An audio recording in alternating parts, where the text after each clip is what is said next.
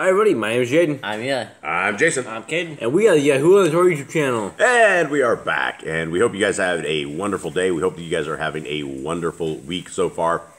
And we are going through some amazing stuff right here about the kingdoms of Yisrael and the kingdom of Yehuda. And for those who do not know who the kingdom of Yisrael is, well, the kingdom of Yisrael could very well much be you. The northern tribes of Yisrael, everybody except for Yehuda and Benjamin, have been dispersed. Bible prophecy says we have been dispersed from the beginning all the way to the end, and we have been dispersed all over the place. And what we are doing is we are reading in the book of Hosea, and we are reading about prophecies that are happening right now or that will be coming in the near future.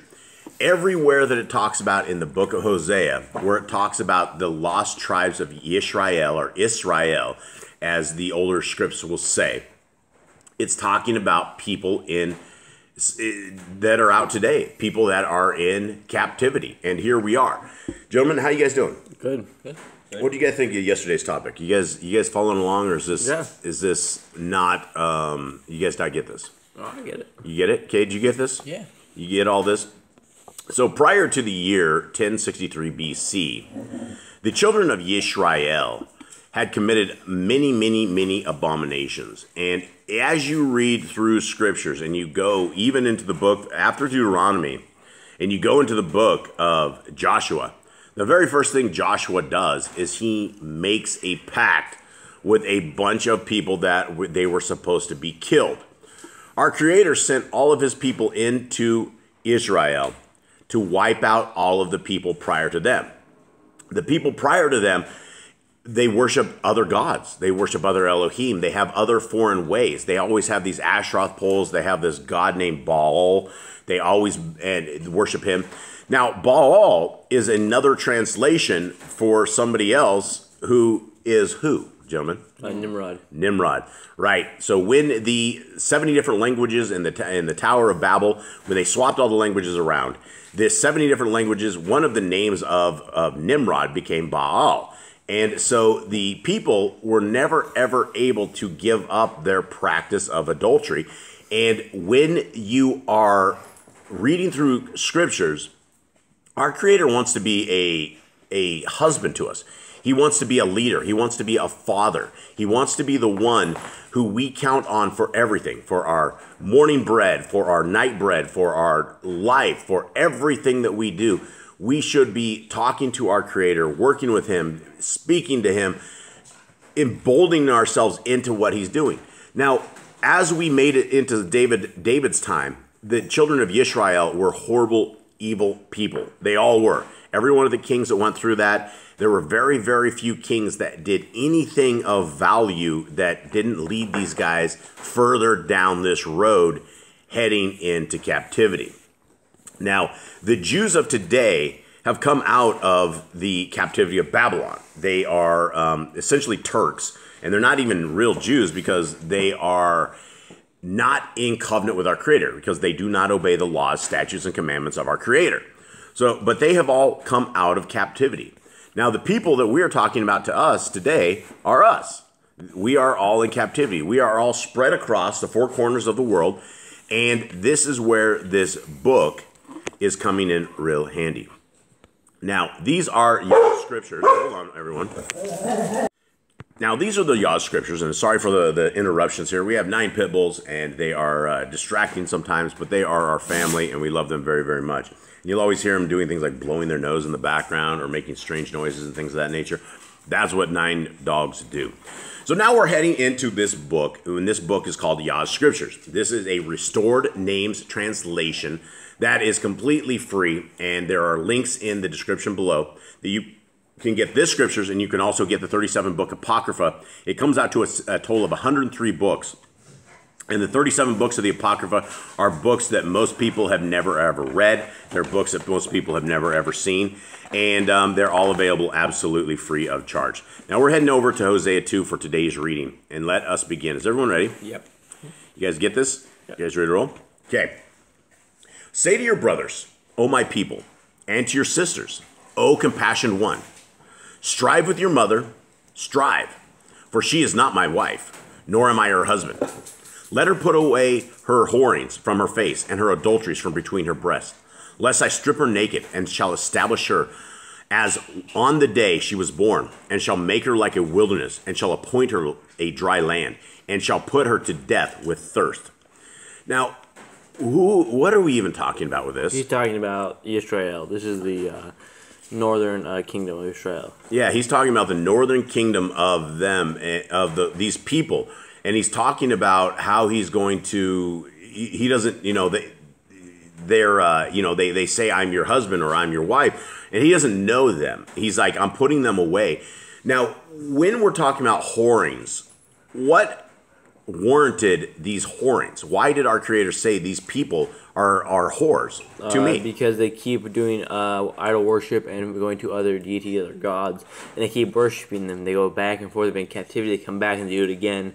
So that's why he says they can't stop with this. Yeah, and the first 5 books of the Bible, for anyone who doesn't know, is Genesis, Exodus, Leviticus, Numbers, and Deuteronomy. And in those 5 books, we come up with what you call the Torah, which is essentially the knowledge of God or the way forward. And when we are in covenant with our Creator, we are abiding by these laws, statutes, and commands. We are in covenant with Him. When you don't eat the blood, when you don't look at your children naked, when you keep the Shabbat, when you keep the appointed times, when you keep His commandments, you are in covenant with our Creator. Now, when we don't keep the covenant, when we don't keep the commandments, we become whores. We become just like Israel. There's no difference, because the difference between them and us, if we are keeping commandments, is they did not keep the commandments of our Creator. They fell astray. They fell out. And so our Creator is getting ready to divorce these guys in a very terrible fashion. Okay. Where are we at? 4? Yes. And I shall not have compassion on her children, for they are the children of whorings. For their mother has whored. She who conceived them has acted shamelessly. For she said, I go after my lovers, who give me my bread and my water, my wool and my linen, my oil and my drink. Therefore, see, I am hedging up your way with thorns, and I shall wall in her, so that she does not find her paths. So, essentially, it's talking again about what these people are doing, right? They hoard, and it's also talking about us in this fashion because we are the children of these people. And so it says right there that our Creator is not going to have compassion on her children, right? All of the children of the people of lost tribes, we are in these generations now. Now, it's not all grim, because this is prior to the divorce. And the cool thing about our Creator is He is not merciless. He is merciful. And so let's continue on. Where are we at, guys? You're on number... You're on 7. 7. Yep, there you go. And she shall pursue her lovers, but not overtake them, and shall seek them, but not find them. Then she shall say, let me go and return to my first husband, for then it was better for me than now. Who's our first husband? Yahuwah. Yeah, that was who our first husband. That's who our dad. That's who should be the leader of our household is Yah. 8. And she did acknowledge. She did not acknowledge that I gave her grain and new wine and oil, and increased her silver and her gold, which they prepared for Baal. Therefore I shall turn my back and take my grain in its time, and my new wine in its season, and I shall take away my wool and my linen covering her nakedness. And now I shall uncover her shame before the eyes of her lovers, and no one shall deliver her from my hand. So it sounds like a fairly terrible departure, right? I mean, this is like when the hand of our Creator goes against you and falls away from you. This is what you are going to see. 11. And I shall cause all her rejoicing, her festivals, her new moons, and her Shabbateth, even all her appointed times, to cease, and lay waste her vines and her fig trees, of which she has said, these are my rewards that my lovers have given me. And I shall make them a forest, and the beasts of the field shall eat them. Okay, this is very interesting, because there's literally people on YouTube that will say that you should not be keeping the appointed times of our Creator. You should not be keeping His commandments because we are in a profane land. We are in captivity. And there's nowhere, anywhere in Scriptures that it ever says anything of that sort. And so when we are going through this, we need to understand who the wife is and who the husband is. And we were all descendants of the wife. This was all our family. This is all the punishments that were falling onto us. Okay. Where are we at, gentlemen? We are on number 13, I believe. 13. Okay. And I shall punish her for the days of the balls for which she burned incense and adorned herself with her rings and jewelry, and went after her lovers and forgot me, declares YHWH. Therefore, see, I am alluring her, and shall lead her into the wilderness, and shall speak to her heart, and give to her vineyards from there, and the valley of Achor, as a door of expectation. And there she shall respond as in the days of her youth, as in the days when she came up from the land of Mitzrayim. And it shall be in that day, declares YHWH, that you call me my husband, and no longer call me my Baal. And I shall remove the names of the Baals from her mouth, and they shall no more be remembered by their name. And in that day I shall make a covenant for them with the beasts of the field, and with the birds of the Shamaim, and with the creeping creatures of the ground, when bow and sword and battle I break from the earth. And I shall make them lie down in safety. And I shall take you as a bride unto me forever, and take you as a bride unto me in righteousness, and in right ruling, and kindness, and compassion. So we have the divorce, but then we hear something that's getting a little bit better, right? Because this is a pretty future tense. The future tense, right? Yeah, this is a future tense. This is the world where we are now. Is if all of us in captivity turn our eyes, hearts, minds, souls over to Yah, and we start following His laws, statutes, and commandments, and start walking in His covenant, this is us. These are the words to us, and our Creator is going to be.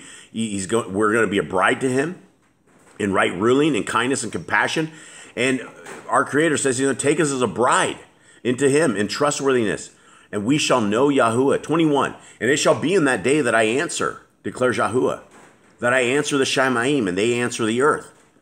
And the earth answer the grain, and the new wine, and the oil, and they answer Yisrael. And I shall sow her for myself in the earth. And I shall have compassion on her who had not obtained compassion. And I shall say to those who were not my people, you are my people. While they say, my Elohim. All right. So what do you guys make of this? He basically, I think it sounds like he returns us. He gets the land. He has compassion and brings us all back. Yeah. And so the book of Hosea it's sadness, it's happiness, it's sadness, it's happiness. We learn that our forefathers and foremothers did not obey the laws, statutes, and commandments of our Creator. They did not walk with our Creator, and they kept going into captivity. Now, we are at the end of the age. We are getting near the millennium reign. We're getting the reign. We're getting ready for our Messiah to come back, and we're also getting ready for a second Exodus. Now, the second Exodus, none of us are going to be ready unless we are in covenant with our Creator. How do you get in covenant with our Creator, Eli? By keeping His laws, statutes, and commandments. By keeping His laws, statutes, and commandments. And guys, just for the record, let's go over a couple of muscle memory. Give me some commandments. Everything that you guys know until you know no more. Don't eat the blood. Be fruitful. Multiply. Replenish the earth. Subdue it. Have dominion over the fish, fowl, and every living creature. Don't drink blood. Every child should be circumcised at 8 days old. Everyone should build their own families. Everyone should be. Every clean moving thing shall have food for you. Yeah. Don't drink the blood. That's the third time we say that. That is the third time we say that. Well, it's very important. We shouldn't do that. So those are just right off the top of our heads. Now, if you take those, there's not anything that's wrong with it. Don't drink blood. Vampires and Satanists do that, right? That is what our Creator says. Don't do this. So when we want to seek the covenant, we must seek the ways of our Creator. And the ways of our Creator are found in Genesis, Exodus, Leviticus, Numbers, and Deuteronomy. And so hopefully as we go through this Hosea book, that you guys are able to find your guys' identity out there. And our identity are hopefully children of the Most High. People that are looking for the kingdom dwellers, kingdom workers, people that are seeking our Creator, people that are seeking His Son. And there's no other way to the Father except through the Son. So guys, I hope you have a wonderful day out there. We love you guys very, very much, and we are out. All right, shalom.